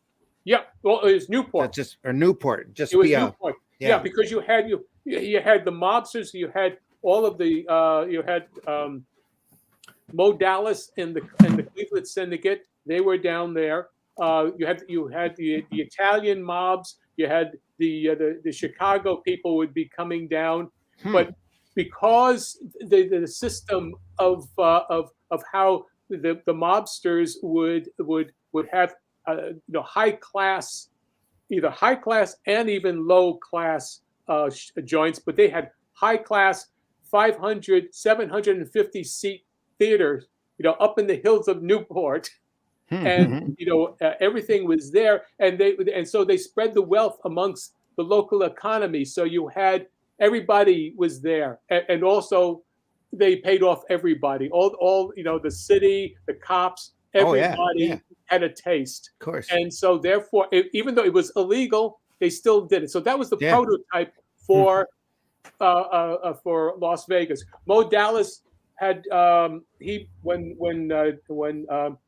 Bobby Kennedy had his started going after the mobsters, they had to move out of Newport. They what is it? It's not the Flamingo Hotel, not the Flamingo. It was Anyway, it was the second casino that was done in Las Vegas, and that was Mo Dallas coming in, and they figured out how to take care of each other and not mess up. No one shot each other up. Everybody said, "This is local. We will all come together, and we're going to have a society where we can, make money. Everybody gets a taste." So everybody had a piece of somebody else's casino. That's fascinating. And that's all part of how it was done, because the crime rate in Newport and northern Kentucky was very low, because besides the Newport police and the Covington police, they had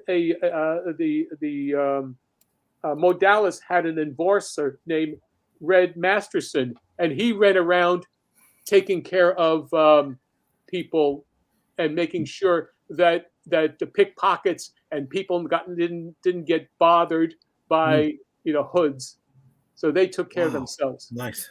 What time era are we talking? This is 1930s through 1940s, up until 1960 or 62, because that's when some came running, they did the Frank Sinatra and Dean Martin, was it and Shirley MacLaine. They shot in Indianapolis, but they went to down to Campbell at Newport.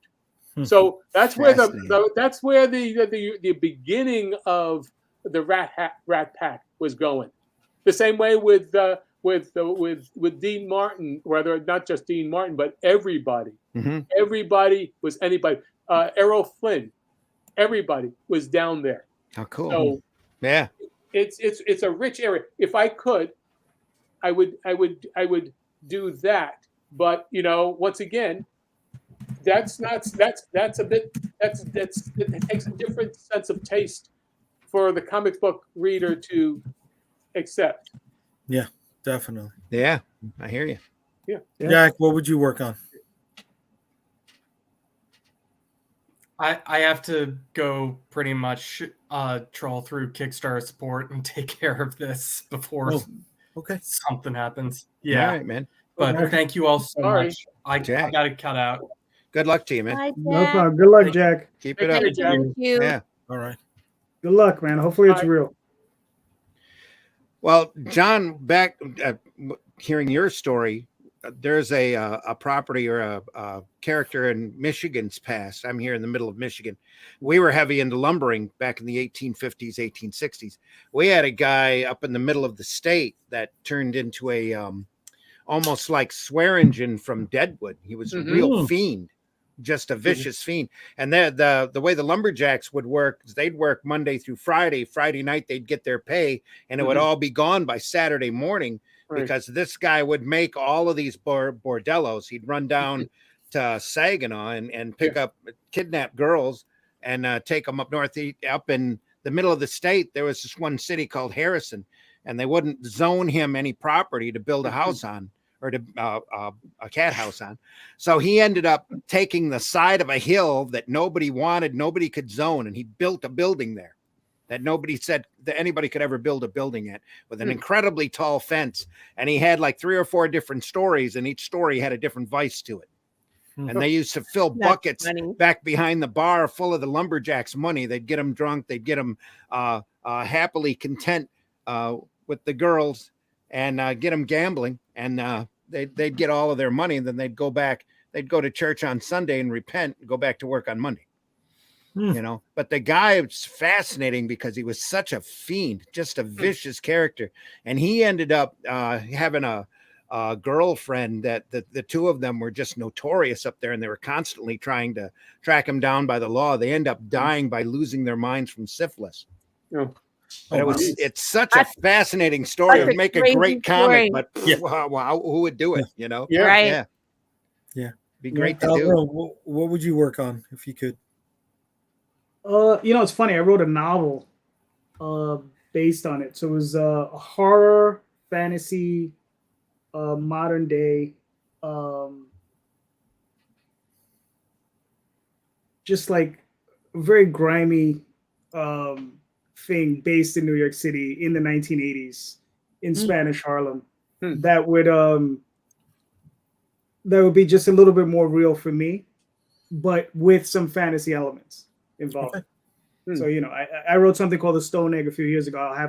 Probably gonna have to re-release it at some point, and just and just have some fun with that. I think that would I don't know if it would tickle anybody else's fancy, but it did it for me. Yeah. So what about you, Jay? What would you write? That's how I feel about mine. This would definitely be a story from the heart. It'd be taking the stories of the journeys of both of my grandfathers and their journey from Puerto Rico to New York in the 40s. And that I love 1940s New York. It's just, aesthetically beautiful. But combining everything that they've ever told me into one character, taking them through their journey, and also going through World War II. And it sounds weird, and it's a niche of a niche of a niche of a niche, right? But like the journey of that Puerto Rican diaspora, right? That how the effect of the world and what effect they had on the world as they were introduced to the greater nation at large. Something during that time had a big thing to do with, you know, Puerto Ricans being in every state. And they were pitched this bill of goods. They were to come and work on farmland and stuff like that, you know, they'd be given automatic citizenship but they already had it. It was just weird stuff. And how do I make that entertaining? Right. Right. But how do I also stay true to my family story without hurting the family members that had, you know, the cause and effects happen to them in the stories at the same time? So that's my I don't want to say my magnum opus or anything like that, but that's my. If anybody ever saw the movie Mambo Kings, Long time ago, I think, when it was first out. Armando Sante and a very young Antonio Banderas. About Cubans coming over and you know, playing in the big bands and stuff like that. Sure. Something along those lines. Yeah. You know, but in a comic book, right? How do we do that? Either that or tell the mythologies that don't get the burn that they should. You know, just have a nice illustrated book of mythology.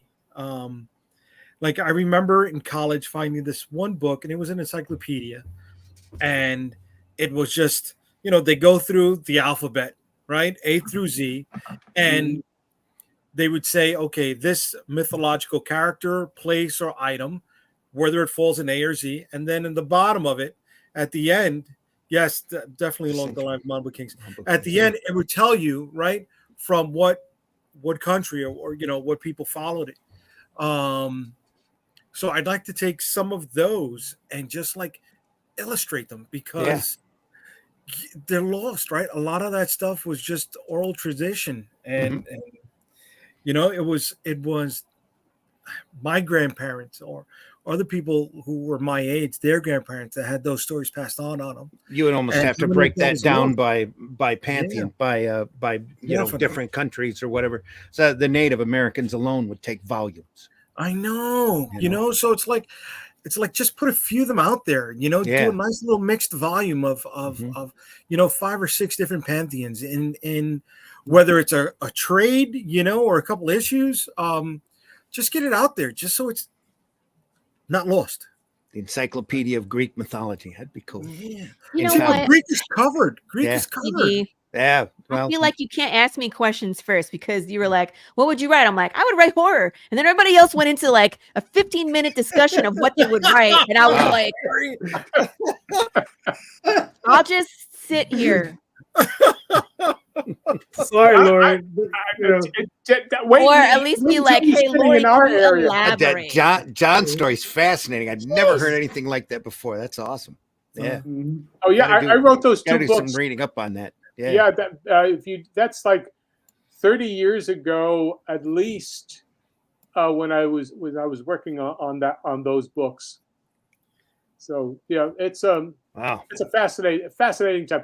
Looking at microfiche, you know, printed out old newspapers and such. You know, so can I say why I would write horror? Of course. Sure. Yes, let the lady have the floor. Why not? Go ahead, go for it, Laurie. Because I think horror is a very good insight into the culture. To see what we're afraid of is to understand what the culture we are thinking about at the moment. And that's why I love horror and like the history of horror stories, because we went from like Universal monsters to irradiated gigantic Godzilla.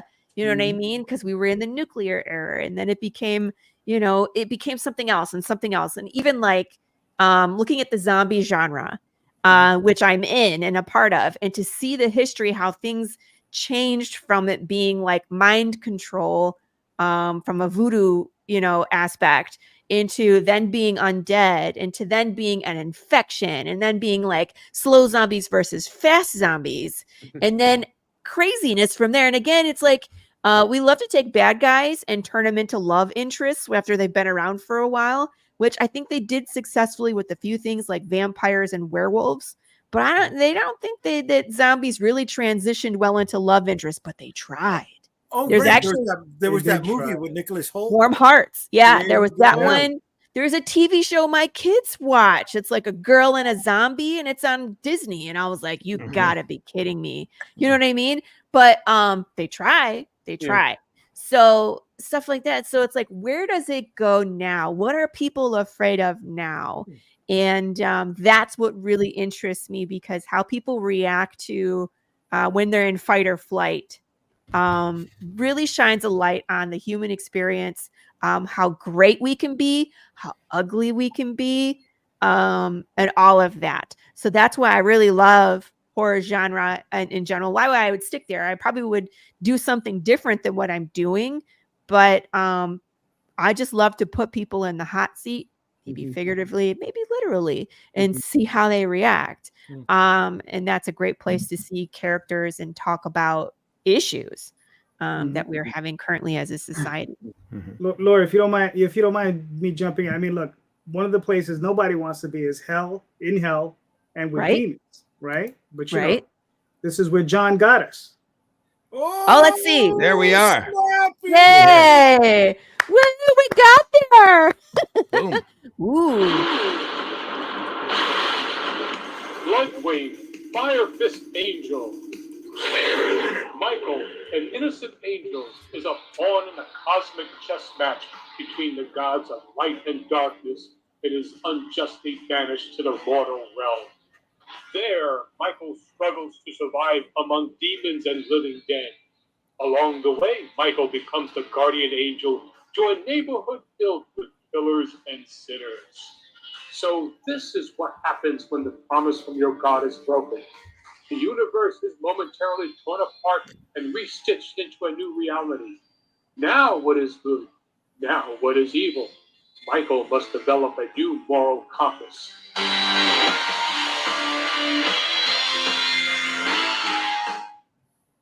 There you go. There you are. Well, okay, so I put that up on YouTube a couple of weeks ago just to have it up there and doing. That's the promo for the Kickstarter. All right. And I figured, it's 54 seconds. It just says the whole thing, and that's what the whole premise is. But we're on book 2 of the 90-page, and we're starting to getting together with Michael. Finally get together with or connects with the humans on the Great Wall. They're just about to start doing that. So the third book, which is done, we'll start getting into that element. And but I'm doing this as I've sort of reworked it now, going back to the original black and white version of it. Instead of it being colorful, all colored up, which what I did as a comic, I did it as a digest size in black and white, 60-page book, trade paperback, perfect bound. And again, 5.5 by 8.5, and that'll be how it could work as a price point, where a book like that as a basic $10 premium is not that big of a bite on your pocket, and you feel like you've got something. Mhm. I've got different campaigns, including tiers, which also include the I've got a soft enamel pin of Bloodwing of Michael as that, and then also you could get both books together, so you get the whole thing. But I also, just for the heck of it, am putting up. I'm doing some Boba Fett sketches. Nice. Ooh. Just original artwork. So, John, when do you expect the third volume to come out? It'll probably be again in as I finish. I figured by the time I'm launching this October 3rd or whatever. November be done. I get the printing. I'll be shipping in January. I'll start the next book. I'll start promoting it, kickstarting in February or March. Cool. Because the book is all, the artwork is done. I'm just coloring it right now, but I'm focusing on my Boba Fett sketch book that I'm doing for. This is my website, my store. John, can I ask you a question about the Boba Fett? Yeah. So his gun with that forked prong thing. Yeah. Was that something you came up with, or was that something they told you that they wanted to have included? In the script, all they said was he has a tuning fork. That's all he had. That's all they said. We came up with with what I call the tuning fork rifle. That went up there, which you see. So that came up. We played around with that. In fact, in the book, in this book, what I'm doing is I'm gathering up the script, which is a 16-page script, and then the model sheets, and then also some of my original animation drawings. So that'll be put together in a. This is all stuff that would have been thrown out. Right. You know what's funny? Can you go up a little bit, Calderon, for a second? That C-3PO piece there. Yeah, that's a model sheet. Right. You designed that model sheet? No, that was Frank Nissen. He did the original. He did the model sheets, and then we each, as animators, would take it and redraw it to work our style into it. But this was the mechanics of it. This is sort of the plan. So that you'll see all the various heads. How much. At what point it should. Certain things should be. How many heads high. Right. Break it up like that. No, it's funny because that looks like it's the design that they ended up going with in the cartoon for him. In the Droids cartoon. Correct. Yeah. Well, but it's the same studio. Okay. That probably was then. Yeah. Yeah, we did it. Yeah, we did it. I mean, I was at Nelvana when we were doing all this in 1978, 77, 78. I had left the studio. I was supposed to be the go-between between the studio and Lucasfilm in Los Angeles, but I decided not to go with Nelvana. I just, carried on with. I just didn't, it wasn't. There were too many painful things going on, and I was still, at Bluth. I went on to Filmation to work on He-Man and She-Ra on there, So, but I was, I would have been.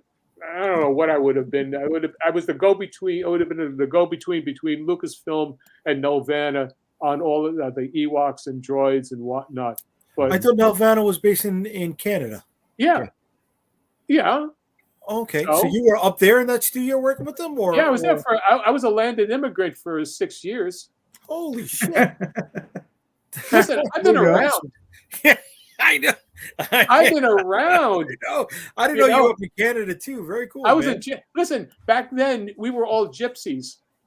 Basically, I had a collapsible animation drawing board, that I had there, and that you put it together. And back then you could actually count on stuff getting to the airport and getting to the right flight. But we're talking about, I was 28 years old. I went from New York to Toronto to Los Angeles to Toronto back to Los Angeles. I did a lot of traveling back and forth, all in the span of a couple of years. Wow. Got to go where the work flows. Yeah, that's it. Absolutely. I mean, that's why I went. I left Nelvana because they were doing commercials. I mean, not commercials. I was doing strawberry shortcake shows, and we just finished doing Rock and Roll, which had Deborah Harry, Cheap Trick, Earth, Wind, and Fire, Lou Iggy Pop, Lou Reed. Mhm. That was our soundtrack in 1980, and we're doing Strawberry Shortcake. And I said, okay, never mind. I'm off to see the Wizard in '83. You know. Oh man, they ended up landing the license for Tales for the Crypt. You could have been doing horror cartoons, man. All right. Well, guys, give me a moment. I mean, unfortunately, Rock and Roll is fairly obscure, but I don't know if it's coming out of obscurity, right? There All we right, are. let's- There you go. Speaking of out of obscurity, Look at Hey, that. there we are. Oh, okay. Hey. I love your segues. You're getting really good Yeah, at he's this. getting really good at these. All right. Yeah. I've been working on it. Impressive. Okay. Do you want me to play this video? The video explains it all Okay. from the point of view of an angry little monkey. Yeah. Get ready for an exhilarating journey into the boundless world of imagination. Welcome, comic book enthusiasts, to the extraordinary realm of Out of Obscurity. This groundbreaking anthology, published by Arrow Comics, unveils a legion of aspiring creators, each eager to leave their mark on the industry. Prepare to be captivated as they breathe new life into obscure public domain characters, creating their own unique tales within the pages of this awe-inspiring collection. Out of Obscurity is a testament to the unwavering passion and creative prowess of these emerging talents. They have meticulously resurrected forgotten heroes and heroines, spinning intricate yarns that span the ages. Brace yourself for action-packed battles, mind-bending mysteries, and heartwarming triumphs that will transport you to uncharted territories of excitement. By supporting our Fund My Comic campaign, you become an essential part of this historic endeavor. Together, we can catapult these aspiring creators towards their dreams of comic book glory. Join us on this epic odyssey and witness the birth of new legends. Your generous contributions will not only help us bring Out of Obscurity to life, but also grant you access to exclusive rewards, including remarkable artwork, signed copies, and behind-the-scene glimpses. Embrace the spirit of adventure, for within these pages, untold wonders await. Together, let us ignite the spark of greatness within these visionary talents and redefine the landscape of the comic book universe. Be a part of history and make Out of Obscurity a reality.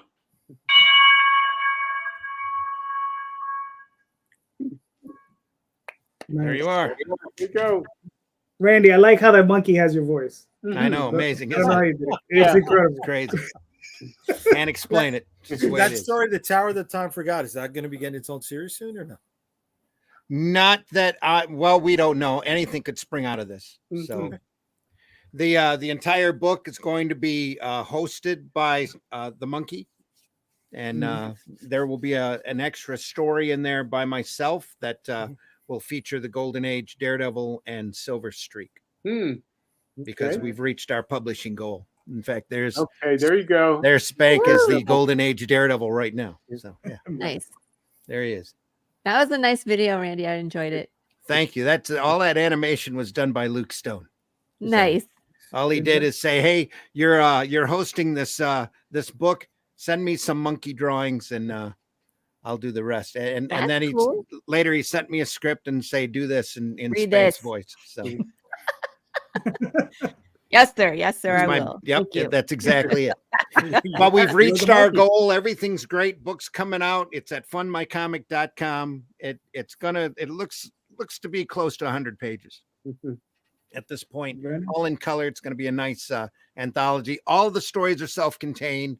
There's no, hey, continued in the next issue of whatever in this. It's all an anthology of self-contained public domain characters doing some great comic book work by some great people. So that's the best way to describe it. Thank you about All the of that. mention. Yes. Thank All you of so that. much. And there's more monkey business to come. So Wah, Yes. wah. working on a lot of other stuff. So it's on the There's a list. history- Boom, tsh. Got to get that history book done. Yes, I know. Yeah. I'm debating doing it, taking a minute and coloring it. And there's so much more that I've learned since then. The 40 pages you saw, JD, are probably going to be 50, Wait. 55 pages. So What? Nice. No, look at this. where's your Here we are. segue? No. go. Take it down. No. Give us a good segue. Let's match. Okay, this was I mine. demand a Real quick. segue. Yeah. Yep. Listen to the lady. Listen Yeah, I to the know. lady, buddy. I really want to, but I want the show's almost over. So Oh, okay, all right, go. All right. so here we Shut go. up, I just want Lori. to put up real quick. Magi's Grace, and for that guy who backed Jack for $10,000, Yeah. you do the same for me. I'd appreciate it. Thank you. There you go. Yeah. So, Yeah. Listen, I'll take half. There you go. Yeah. You know. But Magi's Grace, I just wanted to show it to everybody. Running for another 61 hours. We're close to goal. We're gonna make it. And listen, there it is. Illustrated by C. Michael Lanning, written by myself. If you like supernatural horror, H.P. Lovecraft means Bram Stoker's Dracula, wrapped in an episode of Supernatural. You might enjoy this book. There you go. You know. All right, so there you go. So I like that pitch. boom, there you go. You know, it's funny. I stole that from C. Michael Lanning, and then I kind of added some stuff to it. But No, yeah, it works. You know what I mean? It Yeah. gives everybody the core elements of what's involved in the story, and if they can attach themselves to it, then Mhm. hopefully, Yeah. hopefully they'll jump on it. Exactly. All right, so we've pretty much made it to hour 2. So thank you so much, everybody. Laurie, if you could please let everybody know where they can find you and your work. I am everywhere. I'm on Facebook. I have a group called Path of the Pale Rider. That's where most of the shenanigans happen. We do lots of games. We play polls. We post things, all sorts of things there. I'm on Instagram and TikTok. It's at Path of the Pale Rider with an underscore between all the stupid words because I thought that would be genius and it's just a pain in the ass. My Twitter is at Sorry, no. John. Another one. John just ran off. Come on. My Twitter is at Path Pale Rider. I'm on Threads. It's at Laurie Calcaterra. I'm on Twitter. It's at no, I already did that one. There he there is. you are, John. Hello. I'm on YouTube at Laurie Calcaterra 360. Just look up Laurie Calcaterra. I have a link tree. I have a website. It's either Path of the Pale Rider or Laurie Calcaterra. You will find me because we're the only Path of the Pale Rider out there. That's it. So yeah, come follow me on the things so we can do the shenanigans. I have a show every Tuesday called the Tuesday Morning Brew on the Comics Related Madness Network. We're raising money for a Roku. Go check out their Kickstarter. I would love to write your name on a watermelon and smash it to smithereens and play it on my show. It's just we have a fun time. So yeah, I love y'all. Thank you for having me on the show. This was the craziest edition I think I've been on so far. But it was a blast. So Yeah, and that's saying something for us. it is. It is. Nice. All right. John, where can they find you and your work, sir? You find me at johncelestrycomics.square. But also, if you just, I have a link tree, but just type in my name in Google, and I'm everywhere. Okay. Very nice. Okay. Very cool. Randy. Well, if I had 3 of me, I'd be all over the social platforms. But you can find me at that old-fashioned Facebook under my name, Randy Zimmerman. You can find me there. You can look for me at arrowcomics.store, where you can see all of the work that I've done, as well as everybody else that is working in there with Arrow Comics. Please check us out. We do some great entertaining comics. I'm really proud of every book that carries that Arrow Comics label. Has to be personally approved. And it's just some phenomenal stuff. I can't recommend high enough if you want good, entertaining works. Go over to fundmycomic.com. Look for that Out of Obscurity book. The Fool campaign is still available over there, which is a character I created and wrote. A superhero character that uses practical joke weapons to fight street crime and dresses up in a crazy outfit. I call him the Rodeo Clown of Justice. Also over there is AR-13L, The Little Mermaid, which is a great satirical parody, I guess you could call it, of a mermaid mercenary, along with her crab companion, who's handy with a knife, called Stabastion. So go over there and check that out. It's a lot of fun. Everything that we do is a lot of fun. There's a lot more stuff coming along, so look for that. I'm working with Russ Leach right now on a graphic novel called The Shadow Kingdom, which faithfully adapts. It's never really been faithfully adapted before. The Robert E. Howard story, The Shadow Kingdom. They've done some close adaptations. Marvel tried it and Dark Horse tried it, but they never really did the story. This is like a Classics Illustrated version of that story.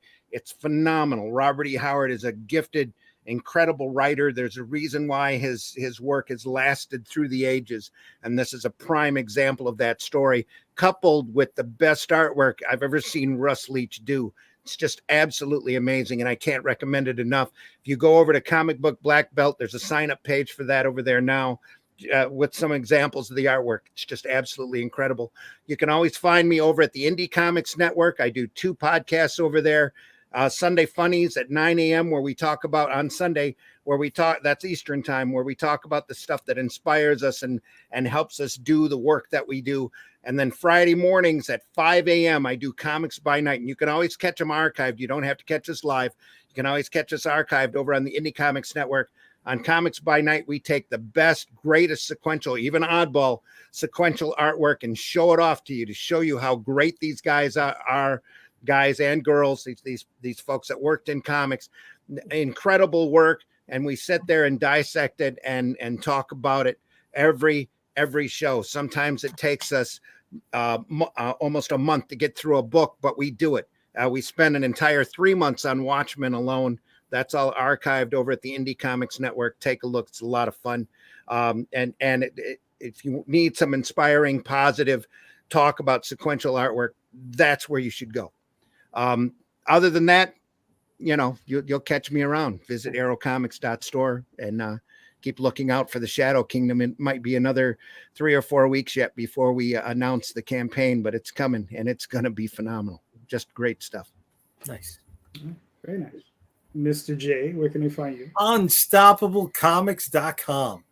All roads for me lead to and from unstoppablecomics.com. You can find all of our social media links there at the website. But in 3 weeks, you can also find me at the New York Comic Con, booth 1948. Come by, check out. We're going to have some new stuff that's never been seen, never been crowdfunded before. We'll be crowdfunding, so you can get your early hands on those advanced copies at the Unstoppable Comics booth 1948 at New York Comic Con. All right. Very good. Does that mean you're not going to be here? No, because I'll be breaking down the booth when you have it. So I mean, if it's okay, if you want, okay. Hang out a No, little bit longer. It's okay. It's okay. I've invited on that specific night. I've invited on every co-host other than you onto my show. So the show will just be co-hosts and myself. And we will be discussing comics on the deep end without you, because you don't swim on the deep end. As I am to you. Did I mention this show is crazy? What is going on right now? we're talking coach. Kid, come on. Jay. It's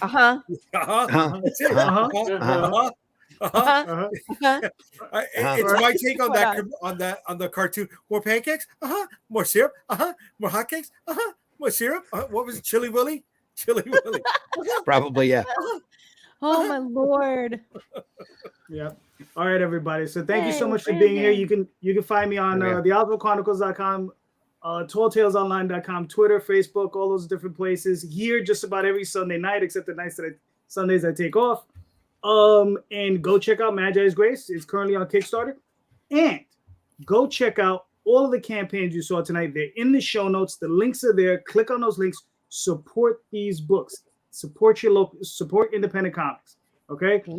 Just remember, buy more indie books, especially ours. There you go. Thank you, guys. Have a great night, everybody. Thank you. Take care, everyone. Bye. Take care.